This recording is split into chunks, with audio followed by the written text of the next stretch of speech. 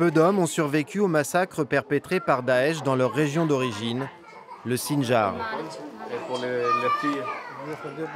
On aimerait revenir chez nous, mais pas dans les conditions actuelles. Il n'y a pas de force pour nous protéger. Y retourner, ce serait impossible aujourd'hui. Ils n'ont pas libéré les villages alentours. Il n'y a que la ville de Sinjar qui a été réduite en poussière. Au nord de Dohuk, dans le Kurdistan, une région qui accueille 2 millions de réfugiés syriens et irakiens. Chassés par la guerre avec Daesh, ils vivent en exil dans ces camps de fortune. 50 yézidis. Ce sont des yézidis qui sont arrivés l'été dernier. Il y a pas loin de 1500 familles. Notre bus vient d'arriver. Allô? Française d'origine arménienne, Élise Bogossian a créé des dispensaires mobiles pour ceux qui n'ont pas accès aux soins. 2 bus aménagés en clinique qui parcourent 30 sites différents par semaine. À main nue, sans médicaments, elle soigne par l'acupuncture. Toi aussi, tu vas te faire piquer?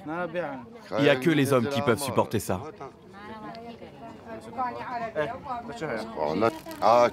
Des aiguilles contre des obus. Les patients souffrent de blessures physiques, mais aussi psychologiques de la guerre.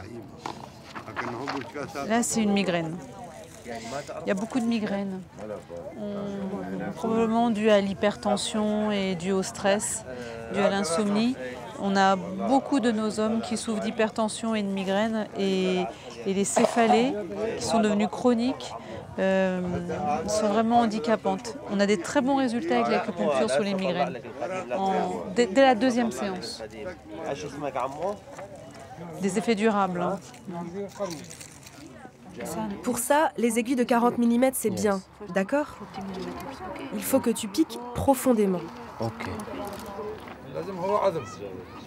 Son ONG n'emploie presque que des personnels locaux, eux-mêmes réfugiés, comme Ishan. Il était infirmier près de Mossoul, en Irak, une ville tombée aux mains de Daesh. Ça fait mal comment? Ça fait très mal et parfois je ne peux plus me lever. C'est un réfugié yézidi pour qui c'était pas, voilà, ne connaissait pas cette médecine-là et il la pratique comme s'il la connaissait depuis toujours. C'est bien ce que j'ai dit sur toi? Oui, oui, c'est parfait. L'acupuncture, une pratique totalement inconnue dans la région, mais qui a rapidement convaincu l'ancien infirmier, pourtant formé à la médecine occidentale. Quand j'ai vu que l'acupuncture pouvait soigner des gens qui prenaient des médicaments depuis des années sans aucun résultat, je m'y suis intéressé. Et petit à petit, j'ai appris.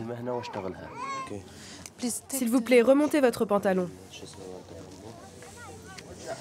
Ils ne sont pas habitués, mais ils s'habituent très vite. Avec l'acupuncture, on a un véritable effet anti-inflammatoire et antidouleur. Ça les soulage beaucoup. Il me fait du bien ce traitement. La première fois, il a évalué la douleur à 7. La deuxième fois, il était à 6 et maintenant 4 ou 5. 10, c'est une douleur insupportable et 1, c'est la douleur qui est nettement améliorée. Et au fur et à mesure des traitements, le patient lui-même évalue sa douleur. Parfois, ils ne viennent plus parce qu'ils ont plus mal. L'un des principes de la médecine chinoise est de soigner ensemble le corps et l'esprit, et de s'intéresser aux cicatrices, autant qu'aux blessures.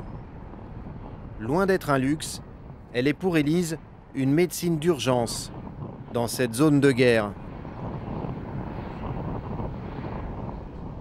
Pour moi, c'est ça la médecine humanitaire. Qu'est-ce qui se passe après le dernier point de suture, quand le chirurgien a fermé son dernier point? Ce patient rentre chez lui et puis il va faire avec la douleur. Et si la médecine chinoise peut prendre le relais à ce moment-là et puis aider ce patient à vivre sans souffrir, c'est merveilleux. Ce camp est situé dans un triangle montagneux, à une vingtaine de kilomètres de la Turquie, au nord, et à une trentaine de la Syrie, à l'ouest. La guerre contre les islamistes de Daesh est toute proche. Élise Bogossian est une des seules à se rendre ainsi au plus près des combats. Ce jour-là, son équipe aura traité une soixantaine de patients. Le bus reviendra dans 2 semaines. C'est à Erbil, capitale du Kurdistan irakien, qu'Élise a installé son quartier général. Les 2 millions de déplacés représentent une charge énorme pour une région qui ne compte que 5 millions d'habitants. Pour soulager une partie du fardeau, le gouvernement kurde a confié à l'ONG d'Élise la responsabilité des soins au camp d'Ankawa, à la sortie de la ville. Se sont réfugiés ici les chrétiens qui ont fui Mossoul, la 2e ville d'Irak, là où Daesh a proclamé son califat en juin 2014. Allô, docteur. Ici, en plus de l'acupuncture, le dispensaire emploie un pharmacien, un chirurgien, une psychologue et une gynécologue. Mais la médecine chinoise reste au centre du dispositif, car elle permet de s'intéresser au patient dans sa totalité, en prenant notamment en compte son histoire personnelle et familiale. C'est très douloureux. Ouais, très douloureux. Voilà, C'est bon, c'est fini. Après leur arrivée, on pensait tous qu'ils allaient bientôt rentrer chez eux, que c'était une opération qui allait durer 3-4 mois. Et donc c'était provisoire. Et puis il y a eu le cap des 1 an où la situation à Mossoul n'a pas changé, où ces gens-là maintenant ont bien compris qu'ils sont ici pour un bon moment et leur état s'est un petit peu empiré. Ils nous racontent tous qu'ils sont persécutés depuis toujours, depuis qu'ils sont nés parfois. Et cette situation-là, c'est la situation de trop. Refusant de se convertir à l'islam lors de la prise de Mossoul par Daesh, 200 000 chrétiens ont fui la ville dans la nuit du 6 au 7 août 2014 en laissant tout derrière eux. Tout cet alignement de préfabriqués fait en fait de ce site le plus grand camp chrétien d'Irak. Il y a presque 15 000 chrétiens qui vivent là. Ils sont en train de repousser au plus, de détendre le camp. Il y a un stade de football qui a été offert par un organisme australien. Du provisoire qui devient peu à peu définitif. Un terrain de sport, une école et même une église achevée tout récemment. Ils recréent une société entre eux, une société entre chrétiens, même si ce n'est pas la solution d'être coupés des autres cultures, mais pour le moment, ils tiennent comme ça. Le curé est aussi le responsable du camp. Il s'agit du père Emmanuel, un homme d'église, prêt à tous les sacrifices pour retrouver sa terre et réconcilier son peuple. Personnellement, en tant qu'homme d'église, je serais prêt à ce qu'on oublie toutes les religions, même si je dois perdre ma foi, pour peu que cela ramène la paix.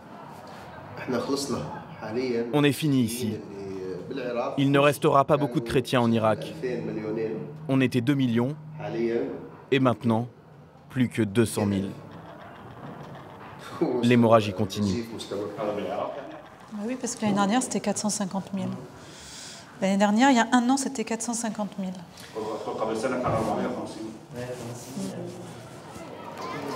Si Élise Bogossian a choisi d'intervenir auprès de ces réfugiés, ce n'est pas par hasard.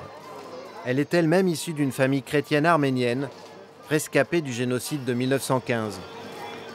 Quand on a une histoire personnelle, ça nous donne une prédisposition, une sensibilité à ce qui se passe. Après, je pense qu'il y a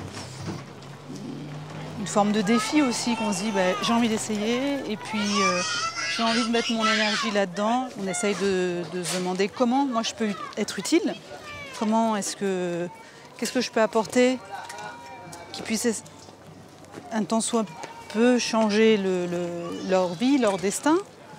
Élise passe en moyenne 3 à 4 jours par mois au Kurdistan. Elle a fini par s'y trouver une seconde famille, avec la petite Zeytoun, une enfant du camp qu'elle a prise sous son aile. Sa maman est décédée.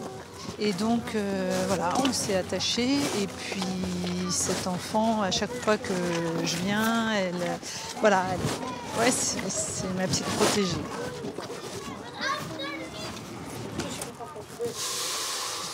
Ce jour-là, Élise est invitée à déjeuner. La famille de Zeytoun, 9 personnes, s'entasse dans 2 préfabriqués, après avoir campé pendant plusieurs mois dans un jardin public. Je veux partir en France. C'est mieux que de vivre dans des caravanes. La vie n'est plus possible ici. On est persécutés. Il y a quelques jours, une famille est partie en Grèce. En chemin, 7 personnes se sont noyées. Vous vous rendez compte? Une famille entière de 7 personnes noyées. Les gens sont obligés de se trouver une solution. Il n'y a plus de vie pour nous ici.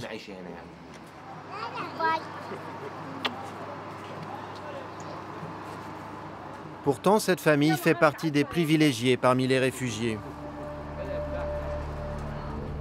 D'autres ne bénéficient d'aucune prise en charge.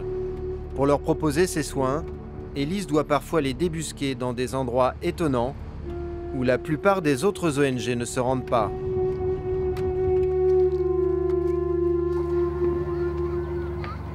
Là où sont arrivés les réfugiés, il n'y a que 9% d'entre eux qui ont pu intégrer les camps. Et du coup, tout le reste s'est installé partout où il y avait de la place.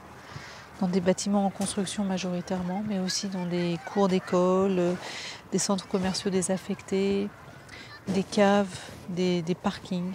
Mais beaucoup dans des bâtiments comme ça, parce qu'ils arrivent à se mettre à beaucoup de familles. Ici, il y a plus de 600 familles. Pas d'électricité, pas de chauffage. Les conditions de vie sont précaires, particulièrement avec l'hiver qui arrive. Élise et son équipe soignent ici beaucoup de cas de pneumonie et parfois de tuberculose chez les enfants. Par terre, posent les matelas de quelques centimètres d'épaisseur à même le sol.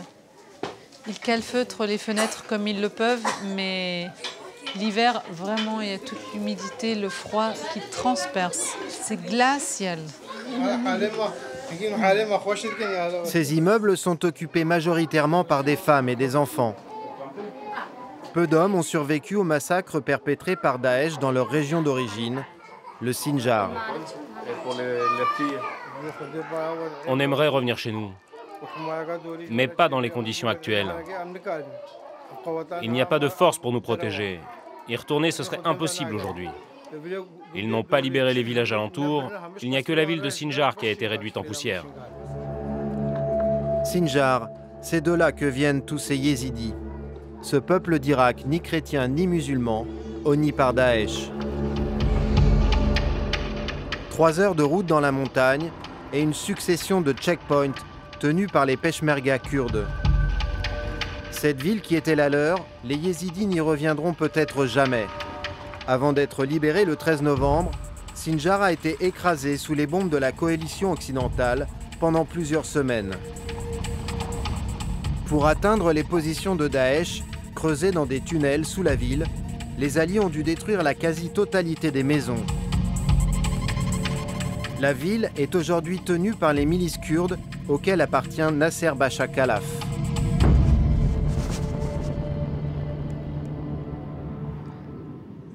Ils ont creusé ces souterrains pour circuler d'une maison à l'autre et éviter l'aviation. Sous terre, les djihadistes disposaient de nourriture, d'eau, d'électricité. Ils y ont aussi caché des munitions et des explosifs. Ils ont creusé 30 km de galeries. Vraiment, on ne pensait pas qu'ils avaient construit quelque chose d'aussi élaboré.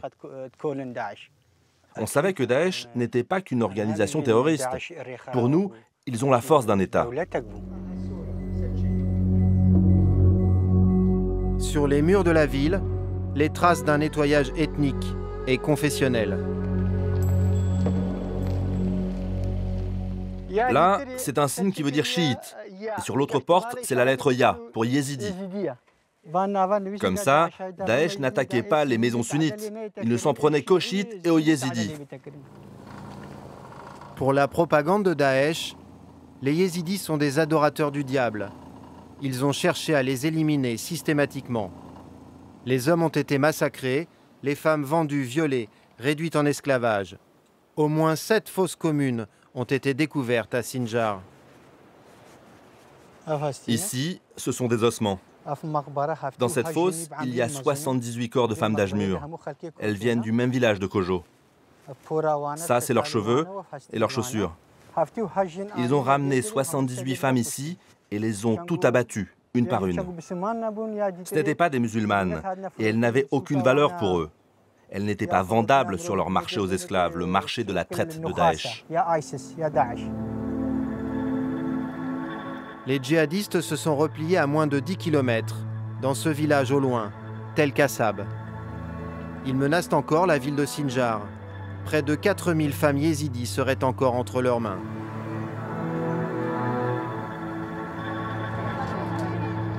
Parmi celles qui ont réussi à s'enfuir ou qui ont été rachetées par leur famille, certaines sont prises en charge par Élise et son équipe mobile.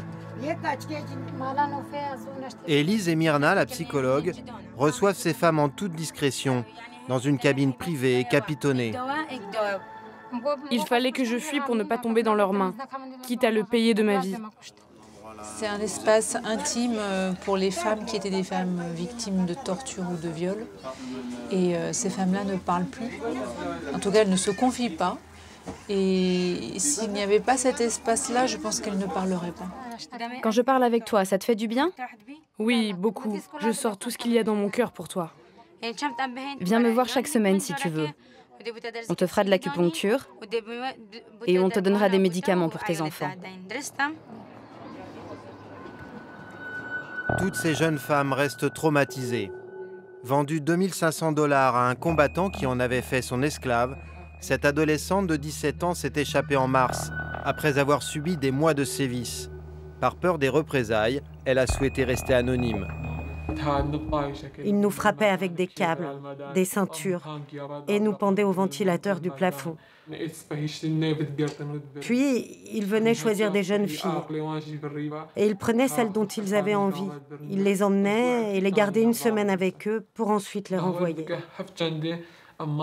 C'était pire, jour après jour. Et croyez-moi, tout le temps où j'ai été là-bas, il n'y a pas eu un jour, ni même une heure, où je n'ai pas pleuré. Ils nous faisaient vivre dans la peur. Près de 2000 femmes yézidis auraient été récupérées par leurs familles. Restées 1 an captives de Daesh, ces 3 jeunes filles viennent de retrouver la liberté après versement d'une rançon. Elles aussi cachent leur visage pour protéger des proches, leur père et leurs frères, toujours prisonniers des djihadistes. C'est pas humain ce qu'on nous a fait subir. Quand est-ce que nous, on a kidnappé des jeunes filles ou qu'on les a tuées, elles et leurs enfants, leurs pères et mères? À quel moment on a fait ça? Ça suffit. On nous a plus laissé vivre. Ils ont détruit les Yézidis. Elles restent cloîtrées, prostrées. Leur mère est impuissante face à la détresse de ses filles. Ce sont des barbares. Ils les ont torturées, ils les ont violées. Elles n'oublieront jamais jusqu'à la fin de leur vie. Même si on les couvre d'or jusqu'à la fin du monde, ce sera impossible d'oublier. À chaque fois qu'elles s'endorment, chaque nuit elles disent que Daesh vient nous attaquer. Elles ne dorment plus une seule nuit tranquille. Des vies brisées par la guerre et par l'exil. Pour réparer les survivants, les aider à dormir sans cauchemar, le bus poursuit sa tournée des oubliés. Ce jour-là, lorsqu'Élise se rend à Avresk, un des derniers villages arméniens du Kurdistan, elle a rendez-vous avec sa propre histoire. C'est le sens profond de son engagement humanitaire dans la région. Le malheur de ces réfugiés, c'est aussi celui qui a frappé sa famille il y a un siècle. Donc, il y a presque 200 familles arméniennes qui vivent là, qui sont toutes des familles arméniennes descendantes d'hommes et de femmes qui ont été déportés en 1915. Et ce petit site, ce village, vit en autarcie complète.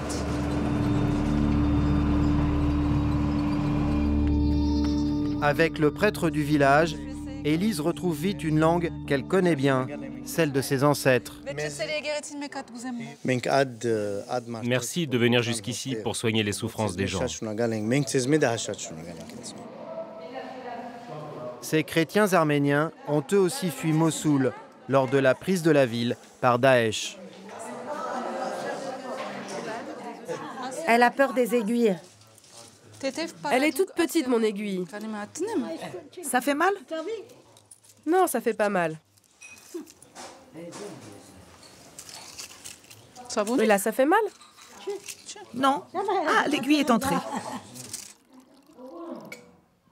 Remonte alors la mémoire d'un autre exil. Comme les grands-parents d'Élise, le père et la mère de Mavar Şahinyan ont fui la Turquie pour échapper au génocide des Arméniens. Il y a 8 personnes de ma famille qui ont été massacrées en 1915. Comment ils sont venus en Irak? Ils sont venus à pied, en Irak. Et pourquoi ils sont venus en Irak? Il n'y avait même pas de pain à manger, donc ils sont venus en Irak, parce qu'en Irak, ils pouvaient trouver du pain à manger, il y avait du travail. Tragique répétition de l'histoire, à 100 ans d'intervalle, les descendants de ces Arméniens qui avaient fui la Turquie sont contraints à leur tour de quitter l'Irak. On n'est pas insensible à voir des familles originaires des mêmes villages que nos grands-parents réunis parce qu'elles ont essayé de fuir un ennemi qui voulait les exterminer pour la énième fois. C'est très touchant, d'autant plus quand ce sont des gens qui sont de votre culture et qui ont les mêmes origines que vous. Pensez les plaies d'une histoire qui bégaye. Parler pour apaiser et pour comprendre. En plus de son action médicale, Élise reçoit dans son bus celles qui veulent se confier.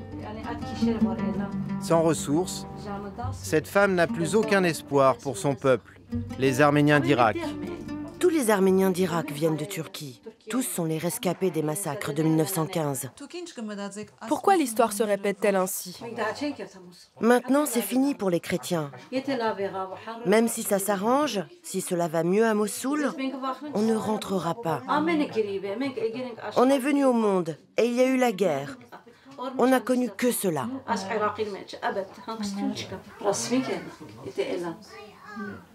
Elle avait même très envie de partir avec les bateaux jusqu'en Grèce. Les demandes d'aide se succèdent. Avec émotion, Élise se rend compte qu'ils sont nombreux à vouloir tout quitter à nouveau. Elle est aussi confrontée aux limites de son action humanitaire. On vous remercie, mais si quelqu'un pouvait avoir une solution pour nous, ce serait mieux. Mais nous, j'ai pas cette force-là, j'ai pas cette puissance-là. Je dirige pas un pays, je dirige pas une armée. Moi, je parle pour moi, j'ai pas cette puissance-là. Ben, bien sûr, c'est dur, parce que parfois ils se retiennent, parfois ils déchargent leurs émotions en nous accusant, nous, d'avoir une belle vie, de venir nous déculpabiliser en distribuant quelques boîtes pour la grippe de Doliprane, et puis de nous dire que c'est pas ça qui va changer leur vie, c'est pas de ça qu'ils ont besoin, et parfois on se donne bonne conscience aussi en essayant de les soigner, ou en construisant une école, ou en construisant des maisons, en mettant des tentes, en distribuant des couvertures, mais le fond du problème, quand est-ce que ça va s'arrêter? Est-ce que ces gens-là ont un avenir possible? Quel sera le demain de leurs enfants? C'est très, très difficile, c'est écrasant. Mais Élise Bogossian continue à se battre. Son nouveau projet, c'est un autre bus, sur ce qu'elle considère comme un terrain d'extrême urgence, la France. Pour tendre la main aux migrants venus de Syrie, d'Irak et d'ailleurs, son prochain dispensaire ouvrira dans quelques semaines à Calais.